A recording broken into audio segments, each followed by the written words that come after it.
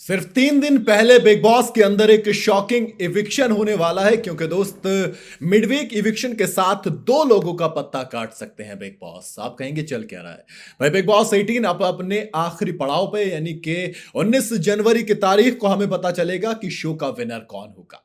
लेकिन कौन बनेगा ये तो बात की बात है, लेकिन उससे पहले बात करूंगा मिडवीक इविक्शन की, जो कि अब होने वाला है। अभी हाल ही में श्रुतिका अर्जुन को मिडवीक में घर से बेघर कर दिया गया, जिसके बाद वीकेंड के वार पर चाँद पांडे भी घर से बेघर हो गए। लेकिन अब जब कंटेस्टेंट मतलब टोटल बचे हैं 6, तो फिर क्या होगा, कौन बचेगा आखिर में? क्योंकि आपको तो पता है टॉप 5 का मतलब क्या है।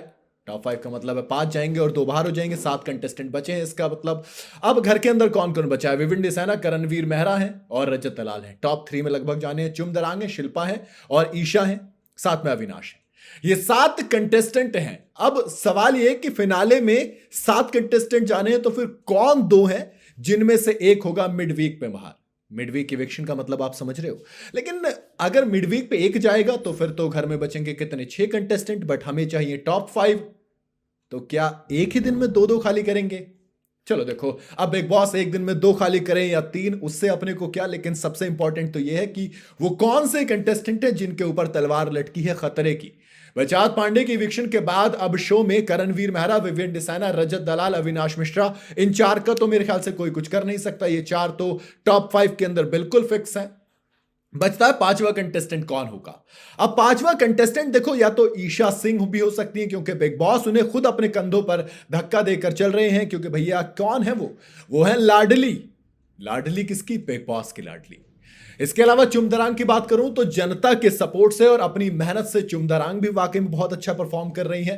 तो चुम के भी चांसेस है भैया टॉप 5 में जाने के, क्योंकि चुमदरांग आप देखो, टास्क में पूरी 100% देना हो, कंट्रीब्यूशन की बात हो, आपको चुमदरांग मिलेंगी हर जगह और जनता भी उनको बहुत ज्यादा सपोर्ट करती है। रही बात शिल्पा शिरोडकर की, तो मुझे सबसे ज्यादा कमजोर तो वो ही लग रही हैं, क्योंकि शिल्पा शिरोडकर का पूरा गेम विवियन और करणवीर मेहरा के इर्द गिर्द घूमा है। जब से इन दोनों ने उनको एक तरीके से डिसो मान लीजिए कि भैया आपने कि हम अपने ऊपर गेम नहीं खेलने देंगे आपको, अब आपको अपना गेम इवॉल्व करना पड़ेगा।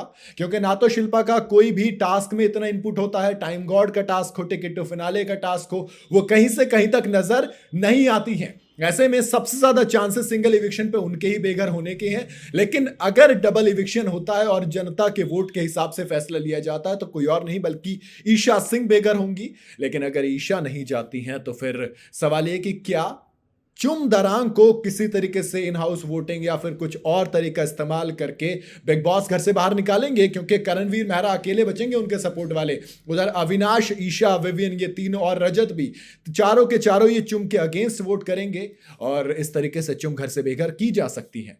तो कुल मिला के कहानी। बाकी आपको क्या लगता है, आप अपनी राय कमेंट में जरूर बताइएगा। वीडियो अगर आपको पसंद आई हो तो इसे लाइक और शेयर जरूर करें और जाते जाते चैनल को फॉलो और सब्सक्राइब जरूर करते जाइएगा।